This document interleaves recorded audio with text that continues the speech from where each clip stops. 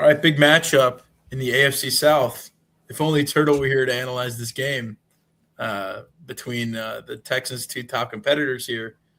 Jacksonville Jaguars and Trevor Lawrence, one of the hottest teams in the NFL as it stands, kind of out of nowhere, it feels like, going up against a team that started out as one of the hottest teams in the NFL and has really fallen off the wagon here and is at risk of losing their playoff spot after starting, were they 8-2 to start, something like that? 8-1. Something crazy. 8-1. Yeah, the Indianapolis Colts. So it's Jaguars going to Indianapolis to face the Colts. And Trevor, is anyone here going to bet against Trevor Lawrence and what he's been and Liam Cohen, what they've been able to do this season? I think Liam Cohen should be a sneaky candidate for Coach of the Year with the way he's been able to turn that team around, turn Trevor Lawrence around. And hell, that defense is nasty. That front four, Armstead, Hines Allen, Trayvon Walker, who, I've always been a believer in Trayvon Walker. Not everybody has on this podcast. I know that much. But yeah, this defense is really coming into their own.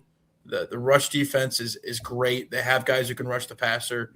At every level, they have great players who can make plays. So they look like they have something sustainable with a young quarterback in Trevor Lawrence who's coming into his own at the perfect time, facing it still boggles my mind, and it just doesn't even feel real to say facing off against the 44-year-old Phillip Rivers-led Indianapolis Colts.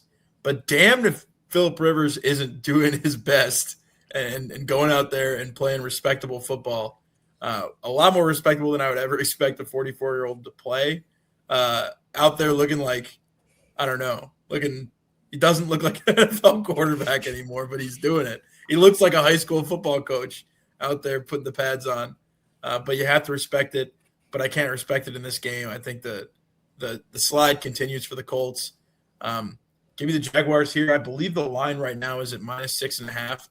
I would take that. I would lay those points with Jacksonville.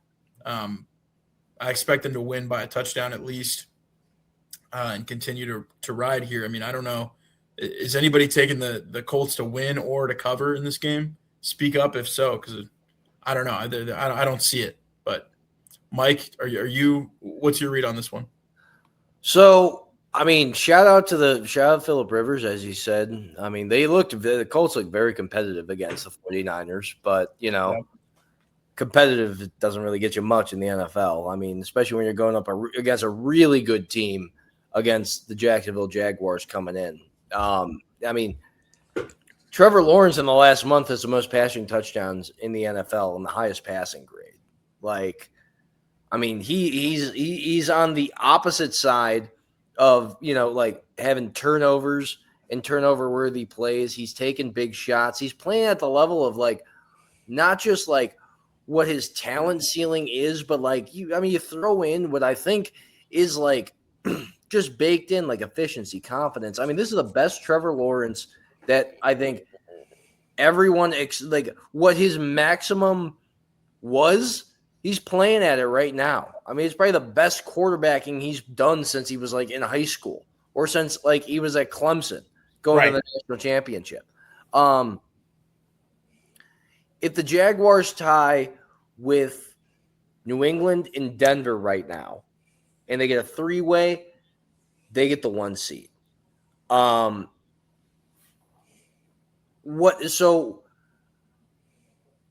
the Jaguars sit, and it's very interesting to see because obviously they've been on an absolute heater going into the end of the year, going into the playoffs.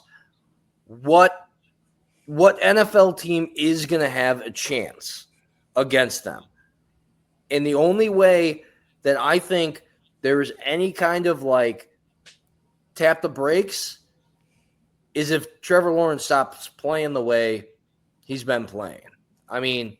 Is it a hot streak or is it something that can be sustained? And Liam Cohen right now, they are playing fantastic football. The Jags, and this is an interesting game because this is the game that Daniel Jones got hurt against. He was playing the Jags. The leg broke. They let up 89 yards to Jonathan Taylor there. When the Colts were 7-0, when they were on their hot streak, Jonathan Taylor ran for at least 110 yards. What they've been since, at 1-7, is when he doesn't. So, and I mean, when you flip it, Phillip Rivers is the perfect game manager for about 12, 24, for 40 minutes into an NFL game. Sorry, I'm not a big math guy. I actually had to spell it out. But it has been consistently late turnovers that kill this team. And it's Phillip Rivers putting it up there, and there's not enough zip on it. If they don't run the football, and these teams are going to continue to be able to stack the box, and Jacksonville is a very good run defense. They have a very good pass rush.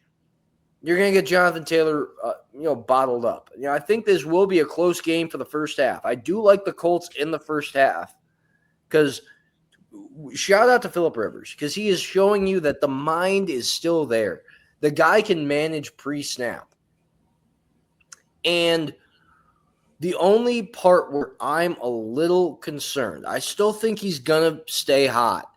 But I think we're all wondering is if and when the Trevor Lawrence regression is going to come because he's been playing out of his mind. He's been playing great. The system looks great. The Jags look like legitimate, bona fide, could win the Super Bowl.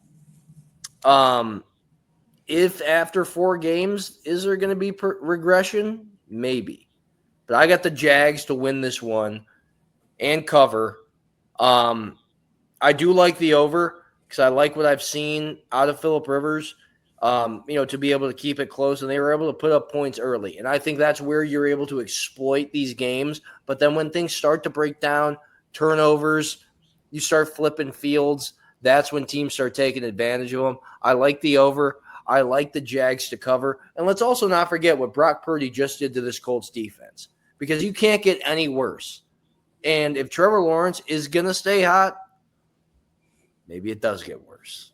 Give me the over. Give me the Jags. Hey, so two of us are leaning on the Jags in this one. Christian, are you going to make it 3? We're jagging off on here. You joining us? Oh, my God. Oh, my God. All right, Christian, without alluding to anything like that, this is a family show. He walked off. You got a man walking off the set, abandoning me here with this pervert. Let's hear it, Christian. Let's hear what your thoughts are on this one. I'm going Jags. Okay. I'm going Jags.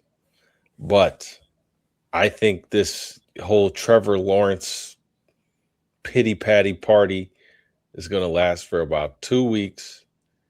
They're going to end up playing the Chargers, the Broncos, the Bills, and they're going to get smacked in the first round. Or, if they're lucky, smacked in the second round. Or they could play the Texans as well. So, great year. Liam Cohen's done a great job.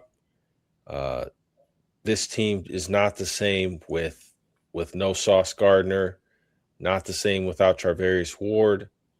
It doesn't look like they're coming back for this week. Surprised that Anthony Richardson has not been able to work his way back. I would have expected him to work his way back.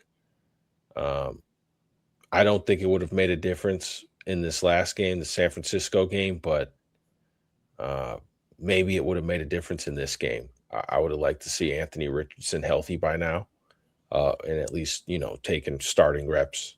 So that's unfortunate. Maybe he goes somewhere else. Maybe they do like a free agency swap. Malik Willis comes to Indianapolis. Anthony Richardson goes to Green Bay if LaFleur stays. I can see that. Be like a reclamation project there. We'll see. But yeah, the Colts feel like they're in a sunken place. No first round picks for the next 2 years. But maybe everyone can come back healthy. Horrible. Yeah. And Alec Pierce, really good. He's getting paid. I think you said that before, Mike. Alec Pierce is getting paid. Hopefully Indianapolis can retain him. I think that's why they traded A.D. Mitchell, was to retain him.